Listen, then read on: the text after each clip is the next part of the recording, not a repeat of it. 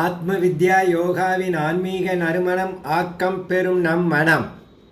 தியானம் என்றாலே பலர் கண்களை மூடி அமைதியாக உட்கார்வதைத்தான் நினைக்கிறார்கள். ஆனால் உண்மையான தியானத்தின் இறுதி நோக்கம் என தெரியுமா?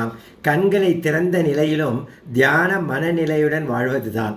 தொடர்ச்சியாக கண்மூடி தியானம் செய்யும் போது மனம் மெதுவாக அமைதியாகிறது.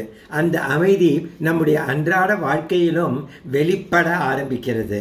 அதுதான் ஓப்பன் ஐ மெடிடேஷன் என்று சொல்வார்கள். கண்களை திறந்த நிலையில் தியானம். அப்போது நாம் எந்த வேலையை செய்தாலும் அதன் முடிவை பற்றி அதிகம் கவலைப்படாமல் செய்யும் செயலில் மட்டும் 100% கவனம் செலுத்துவோம். அதனால் வேலை சுமையாக தெரியாது. ஒரு தியான அனுபவமாக அது மாறிவிடும். நிகழ்காலத்தில் முழுமையாக இருப்பதால் மனம் கடந்த கால நினைவுகளிலும் எதிர்கால கவலைகளிலும் அலைவதில்லை. இதனால் மன அழுத்தம் குறைகிறது, முடிவுகள் தெளிவாக இருக்கும், தவறுகள் குறையும், வேலையின் தரமும் உயரும். நாம் விருப்பத்துடன் அன்புடன் முழு கவனத்துடன் செய்யும் ஒவ்வொரு செயலும் ஒரு திறந்த கண் தியானமே, ஓப்பன் ஐ மெடிடேஷன். ஆனால் அதே வேலையை விருப்பமின்றி குறை கூறிக்கொண்டு கட்டாயமாக செய்தால் அதுவே மன அழுத்தமாக மாறுகிறது.